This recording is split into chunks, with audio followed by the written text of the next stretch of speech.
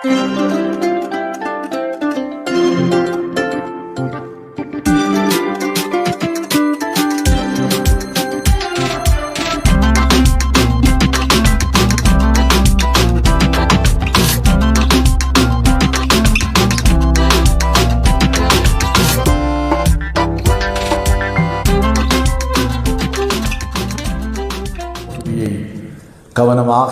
நாம் வாசிக்க கேட்போம். 2 ராஜாக்களின் புஸ்தகம் 1வது அதிகாரம் 1 முதல் 4 முடிய உள்ள வசனங்கள். 2 ராஜாக்களின் புஸ்தகம் 1வது அதிகாரம் 1 முதல் 4 முடிய உள்ள வசனங்கள்.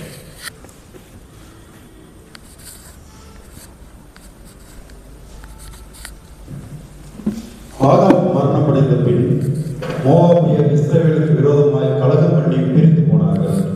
அகசியா சமாரியாவில் இருக்கிற தன் மேல் வீட்டிலிருந்து கிராதியின் வழியாய் விழுந்து வியாதிப்பட்டு, இந்த வியாதி நீங்கி பிழைப்பேனோ என்று எக்ரோனின் தேவனாகிய பாகால் சேபூனிடத்தில் போய் விசாரியுங்கள் என்று ஆட்களை அனுப்பினான்.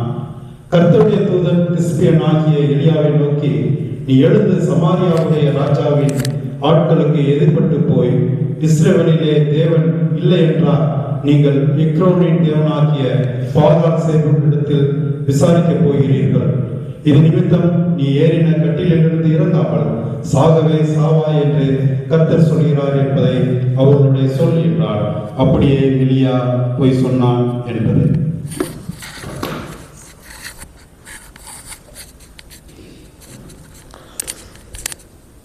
கிறிஸ்து இயேசுவுக்குள் அன்பானவர்களே, விரக்தி மன சோர்வை விட ஆழமானது. விரக்தி முற்றிலும் நம்பிக்கையற்ற ஒரு உணர்வு. விரக்தி ஆபத்தான ஒரு மனநிலை. உண்மையாகவே கடவுள் இந்த நாளிலே கிடைத்த ஒரு அனுபவத்தை உங்களோடு நான் பகிர்ந்து கொள்ள நான் ஆசைக்கின்றேன். ஆக்சுவலி நான் திருமங்கலத்திலிருந்து அதிகாலையில் முதல் பஸ்ஸை பிடித்து உசிலம்பட்டி வருவேன். உசிலம்பட்டியிலிருந்து சரியாக 6 மணிக்கு வந்து இறங்கவும் 6 மணிக்கு ஒரு பஸ் வரும், வர்த்தகருக்கு. அந்த பஸ்ஸை பிடிப்பது தான் என்னுடைய வழக்கம். சில நேரத்தில் கிடைக்கும், சில நேரத்தில் கிடைக்காமல் போகும். அது டைமை பொறுத்தது. ஆனால் இன்றைக்கு 5:45 மணிக்கு சரியாக நான் உசிலம்பட்டி வந்து விட்டேன். அப்போ 3 பேர்கிட்ட கேட்குறேன், மக்கள்கிட்ட, நின்ற மக்கள்கிட்ட கேட்குறேன், வத்தலை கொடுத்த பஸ்ஸு போயிட்டா அப்படின்ட்டு கேட்குறேன்.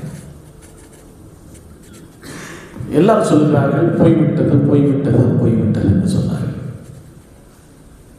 எனக்கு ரொம்ப விரக்தி ஆகிடுச்சு. ஏன்னா ஒரு நாளைக்கு இல்லாமல் சாதாரண நேரத்துக்கு முன்பாகவே என்ன செய்து விட்டேன், வந்து விட்டேன். என்ன ஆண்டவரை ஆயத்தத்தோடு ஜபத்தோடு நான் வந்து விட்டேன். பஸ் என்ன செய்து போயிட்டு, அது சொன்னது யார்? டிரைவர்ஸும் கண்டக்டர்ஸும் தான் சொல்கிறாங்க. டியூட்டி முடிந்து போனவர்களும் டியூட்டிக்காக நிற்கிறவர்களும் சொல்கிறார்கள், வத்தலை கொண்டு பஸ்ஸில் போயிட்டு. எனக்கும் ஒரு விரக்தி ஆகிடுச்சு. அந்த விரக்தியில் என்ன பண்ணேன்னா, ஒரு நிலக்கோட்டை பஸ் வந்துச்சு. நிலக்கோட்டை பஸ் சரி போகிறது போல் போவோம். ஏன்னா இன்னும் அடுத்தது 1/2 மணி நேரம் அங்கே உசிலம்பட்டியில் வெயிட் பண்ணணுமே அப்படின்னு சொல்லி ஒரு விரக்தியில் நிலக்கோட்டைக்கு பஸ்ஸையாரு. நிலக்கோட்டைக்கு போயிட்டு இருக்கும்போது உத்தப்பன் நாயக்கு என்ற ஒரு இடம் இருக்கிறது. அதில் இருந்து அப்படியே ரைட்டில் பஸ்ஸில் கட் பண்ணி நிலக்கோட்டைக்கு போகணும் பஸ். எனக்கு மனசுக்குள்ள ஒரு உணர்வு வந்துடுச்சு, இந்த இடத்துல இறங்கு பஸ் இது ரொம்ப சுற்றி போகும் அப்படின்னு நான் இறங்குறேன். பத்தலகுண்டு மெயின் ரோட்டில் இறங்குறேன். உத்தப்ப நாயக்கனூரில் இறங்கி ரோட்டை கிராஸ் பண்ணுறேன். அந்த பஸ் என்ன செய்யுது? வழக்கமான அந்த 6 மணி பஸ் வருது. பாருங்கள், எனக்கு ரொம்ப ஆச்சரியமாகி போச்சு, ரொம்ப வியப்பாகி போச்சு. கடவுள் சுபர்க்கா பாரியத்தை கற்றுக் கொடுத்தார். என் மனுஷர்கள் அப்படித்தான் சொல்லுவார்கள். மனுஷர்கள் அப்படித்தான் சொல்லுவார்கள். ஆனால் நீ வாழ்க்கையில் என்ன செய்யாத? விரக்தி அடையாத. விரக்தி அடைஞ்ச யாருக்கு தான் நஷ்டம்? எனக்கு தான் நஷ்டம். ஒரு பஸ்ஸுக்கு கொடுக்க வேண்டிய பஸ் டிக்கெட்டு காசை அடிஷ்னலாக கொடுக்க வேண்டியதாகி போச்சு. கடவுள் சொல்கிறார், மனிதர் அப்படிதான்ப்பா சொல்லுவாங்க. போயிட்டு அதிகாரப்பூர்வமாய் சொல்லுகிறார்கள், பஸ்ஸு போயிட்டு. ஆனால் உண்மையிலே அந்த பஸ் என்ன செய்யல? போகவில்லை. இப்படிதான் நம்முடைய வாழ்க்கையிலே அநேக வேளைகளிலே அநேக காரியங்களை குறித்து நாம் விரக்தி அடைகிறோம். விரக்தி அடைந்து தவறான முடிவுகளை நம்முடைய வாழ்க்கையில நாம் எடுக்கிறோம். இன்றைக்கு பாருங்க, வாசித்து கேட்ட திருமறை பகுதியிலே ஒரு மன்னனை குறித்து நாம் பார்க்கிறோம். அந்த மன்னனுடைய பெயர் என்னவென்று சொன்னால் அகசியா. அகசியா என்ற மன்னன் யாருடைய மகன் என்று சொன்னால் ஆகாம் யோசேபேல் என்பவர்களுடைய புதல்வர். ஆகாம் யோசேபேல் இஸ்ரவேலை ஆண்டவர்கள். கடவுளுடைய திட்டங்களுக்கும் கடவுளுடைய வழிபாட்டுக்கு எதிர்மறையாக செயல்பட்டவர்கள்.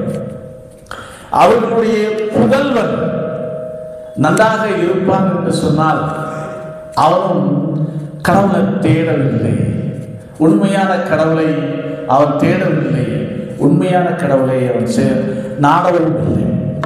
பாருங்க, யூதாவின் மன்னன் யோசபாத்தோடு சேர்ந்து கப்பல் கட்டுகின்றான். அதான் 2 நாளாக புஸ்தகம் 20வது அதிகாரம் 35 முதல் 37 வரை உள்ள வசனங்களை வாசித்து பார்க்கின்ற போது தர்சீசுக்கான கப்பல்களை கட்டுகிறார்கள். கப்பல்களை கட்டக்கூடிய அளவுக்கு அவர் வலிமை மிக்க மன்னர்கள் தான். ஆனால் அந்த கப்பல்களே உடைந்து போயிட்டு, கப்பல்களே என்ன செய்து போயிட்டு? உடைந்து போயிட்டு. அந்த ஒரு விரக்தி யாரிடத்திலே இருந்தது? அகசியாவினிடத்திலே இருந்தது. அடுத்தது இரண்டாவதாக நாம் பார்க்கின்ற போது இந்த அகசியா மன்னன் என்ன செய்கிறான்னா மாடியிலிருந்து கீழே விழுந்து ஆபத்தான நிலைமைக்கு போறான், காயப்படுகிறான் பயங்கரமாக. அப்போ வாழ்க்கையில இன்னும் விரக்தி அடைந்தவன் என்ன செய்கின்றான்? அவன் ஆட்களை அனுப்பி எக்ரோனில் இருக்கிற பாகால் சேபூண்டத்தில் போய் விசாரித்து வாருங்கள் அப்படி என்று தூதர்களை அனுப்புகிறார். வாழ்க்கையில எடுக்கிற விரக்தி நிமித்தம் எடுக்கின்ற தவறான முடிவுகள் இவை. தன்னை வழி நடத்தி வந்த கடவுளை மறந்துவிட்டு,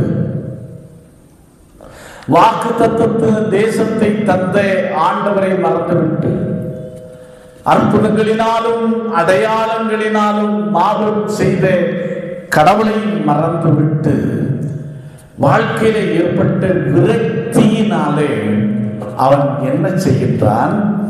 யாரை தேடுகிறான்? எக்ரோனின் தேவனாகிய பாகால் சேபூவிடத்தில் போய் விசாரிங்கள். அப்பதான் கடவுள் எலியாவை அனுப்புற, போய் சொல்ல பாவகிட்ட, இஸ்ரவேலில் தேவன் இல்லை என்றால் நீ எங்கே அனுப்புற? எக்ரோனுக்கு பாகால் சேபூவிடத்தில் நீ ஆட்களை அனுப்புறாய், நீ செத்தே போவா என்று கடவுள் எச்சரிக்கிறார்.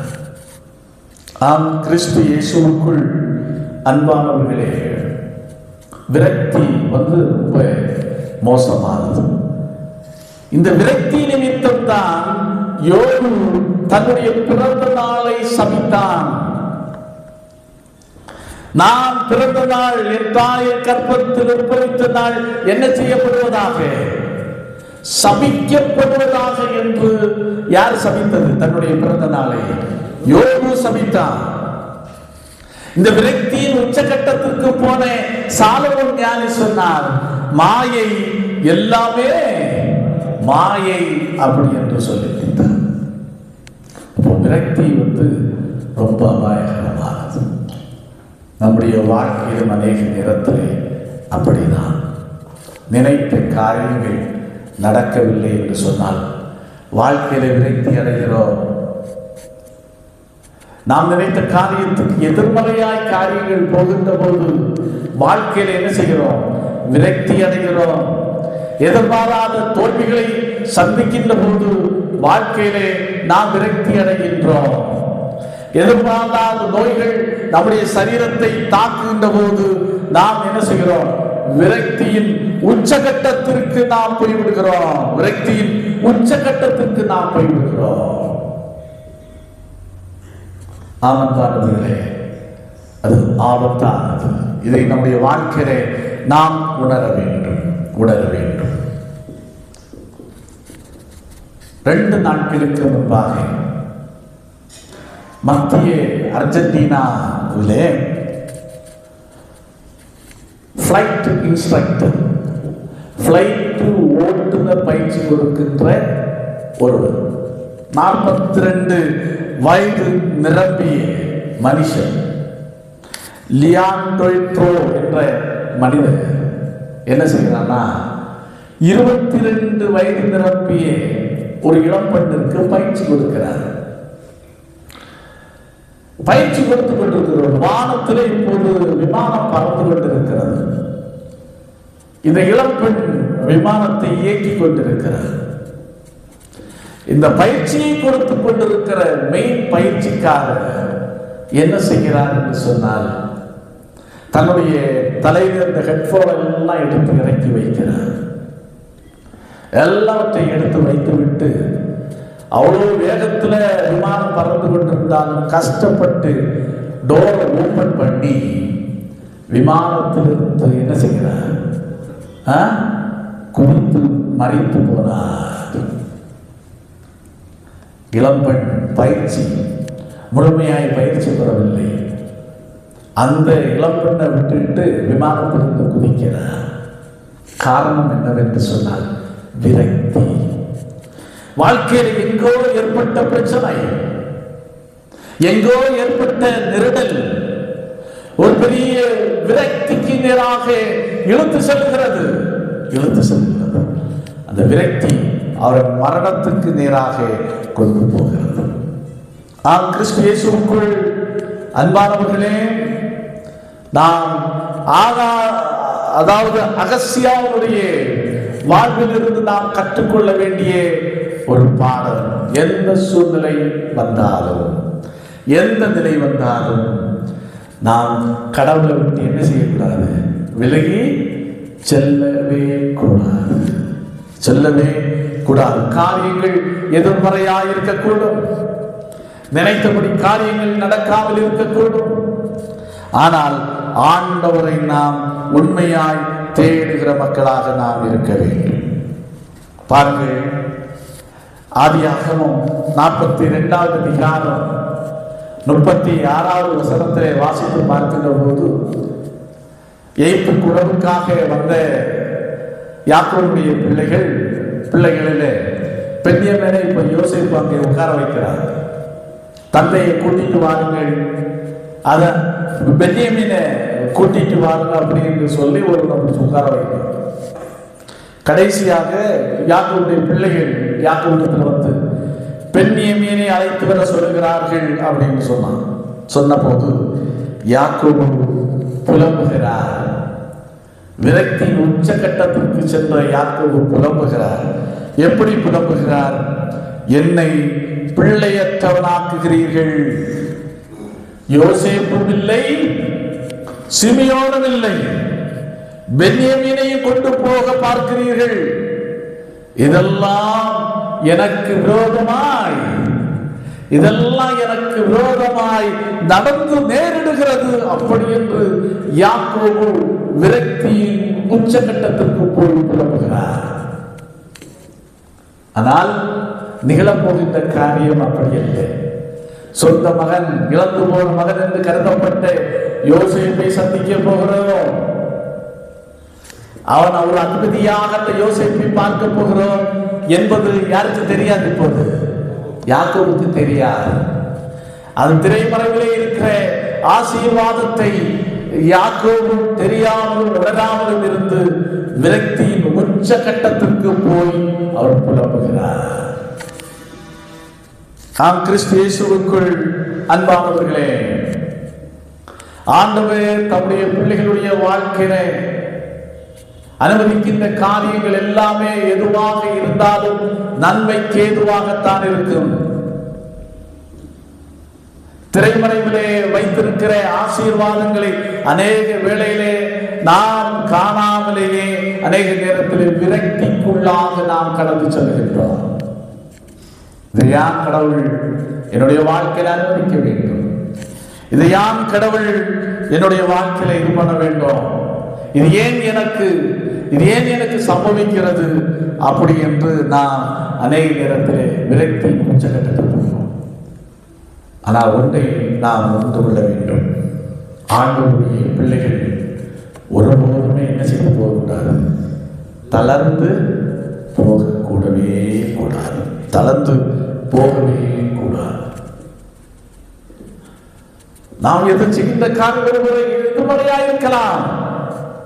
ஆனால் அதற்குள்ளாகவும் ஆண்டவரால் அற்புதத்தை செய்ய முடியும் என்று நாம் விசுவாசிக்க வேண்டும். தென் பசிபிக் பகுதியிலே அமெரிக்க போர்ப்படை என்ன செய்யறோம்னா ஒரு கடற்பரப்பை கைப்பற்றுவதற்காக பயங்கரமாக யுத்தம் பண்ணி கொண்டிருக்கிறது. கடற்படை வீரர்கள் என்று பயங்கரமாக யுத்தம் பண்ணி கொண்டிருக்கிறார்கள். அப்போ அந்த படை வீரர்களோடு ஒரு போடுகிறவங்க இருக்கிறார். இப்போது என்னாச்சுன்னா அவர்களுக்கு தண்ணீர் இல்லை சுத்தமாக. போர் நினைத்த நாட்களை விட அதிகமாக நாட்கள் நீடித்துக் கொண்டே இருக்கிறது. அவருடைய திட்டமிட்டபடி அந்த போர் முடிவுக்கு வரவில்லை. யுத்தம் நீடித்துக் கொண்டிருக்கிறது. போர் வீரர்களுக்கு தண்ணீர் இல்லை. அடிப்படை தேவை தண்ணீர் தான். அந்த தண்ணீர் இல்லை. போர் வீரர்கள் விரக்தி அடைகிறார்கள். என்னடா இது? யாவந்தம் இப்படிப்பட்ட ஒரு புலைப்பு நமக்கு தேவையா என்று புலம்பக்கூடிய அளவுக்கு, அங்கலாய்க்கக்கூடிய அளவுக்கு அவர்கள் கடந்து வந்தார்கள். அந்த இதிலே கடந்து வந்தார்கள். அப்போ அந்த போதகர்கள் எல்லாம் சேர்ந்து அவர்களை தைரியப்படுத்தி ஜெபிக்கிறார்கள். அவ பாருங்க என்ன நடக்கிறது என்று சொல்லி ஒரு ஏவுகணையை ஏவுகிறார்கள். அந்த ஏவுகணை திசை மாறி போகிறது. என்னடா இது? இப்பதான் ஜெபித்து முடித்தோம், தண்ணீருக்காக ஜெபித்தோம். ஆனால் அதை தொடர்ந்து ஏவப்பட்ட ஏவுகணையும் எப்படி போகுது? திசை மாறி போகுது அப்படின்னு தான் நினைத்தார்கள். திசை மாறி போச்சு. நேர வானத்துக்கு போய் இலக்கை தாக்குவதற்கு பதிலாக என்ன செய்யணும்? ஒரு குறிப்பிட்ட தூரம் பறந்து போய் அப்படியே மண்ணுக்குள்ள போயிடுச்சு. மண்ணுக்குள்ள போன ஏவுகணை வெடித்து சிதறியது. ஒரு பெரிய பள்ளம் அந்த இடத்துல ஏற்பட்டது. அந்த பள்ளத்திலிருந்து என்ன உருவானது?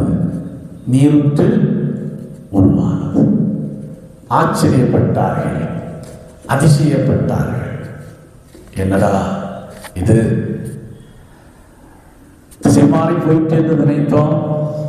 இப்போ திசை மாறுவதற்கு கடவுளுக்கு நன்றி செலுத்த வேண்டிய நிலையிலே இருக்கிறோம் என்று அவர்கள் சொல்லி கடவுளுக்கு நன்றி செலுத்தினார்கள்.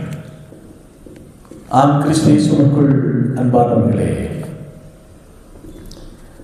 வாழ்க்கையிலே தோல்வி, கஷ்டம், நஷ்டம், தேவையில்லாத செலவினங்கள், நினைத்த காரியத்திற்கு மாறான காரியங்கள், நெருக்கடிகள், அவமானங்கள், இவைகளின் ஊடாக நாம் பயணித்தாலும் நாம் விரக்தியை அடையக்கூடாது. விரக்தி அடைகிற நேரத்தில் தவறான பாதைக்கு இழுத்து சென்றுவிடும். இங்கே பாருங்கள், அகசியா மன்னன் வல்லமை உள்ள கடவுளை மறந்துவிட்டு விரக்தி நிமித்தம் அந்நிய தெய்வத்தை நாடுகிறான். பாகால் சேரு, அது ஈக்களுடைய தெய்வம். அழுகி போன உணவுப் பொருள்கள் மேலே இருக்கின்ற, புறக்கணிக்கப்பட்ட பொருள்கள் மேல் இருக்கின்ற ஈக்களுடைய தெய்வம்தான் பாகால் சேரு.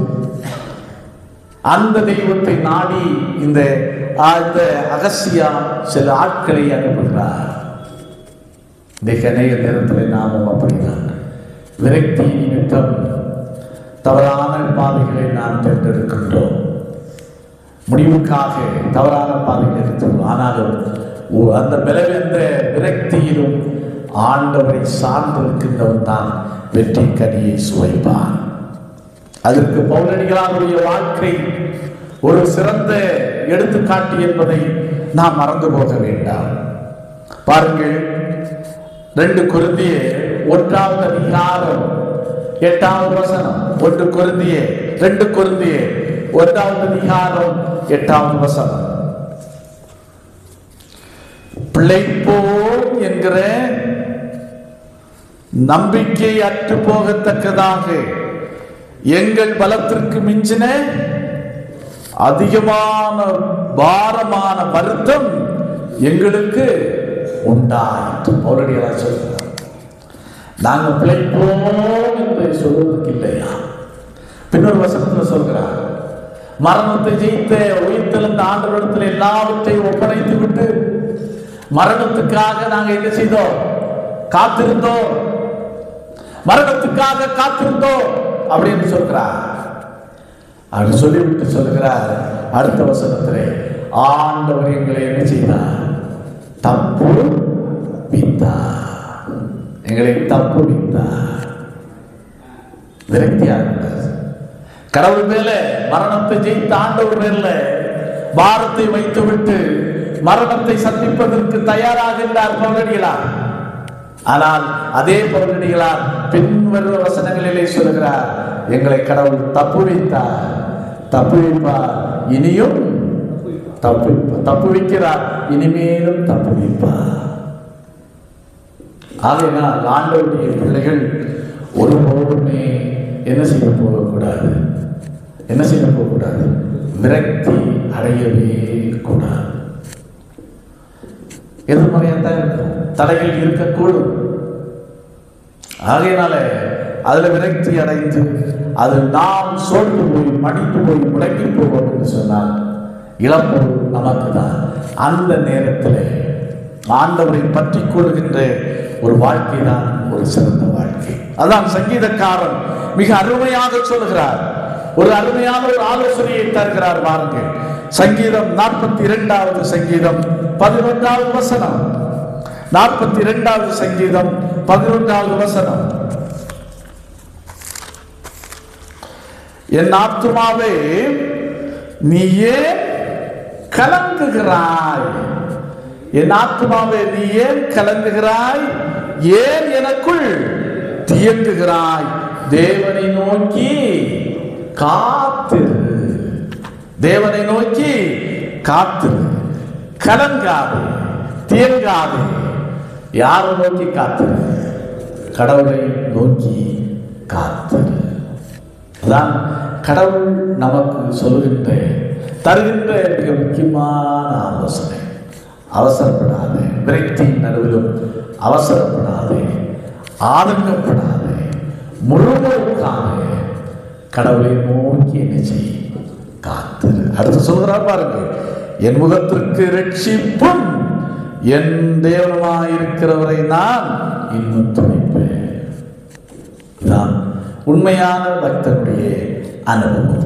ஆம், கிறிஸ்து இயேசுவுக்குள் அன்பானவர்களே, ஆண்டவருடைய சமூகத்திலே கடந்து வந்திருக்கிற நாம் நம்முடைய வாழ்க்கையை நாம் சீர்தூக்கி பார்ப்போம்.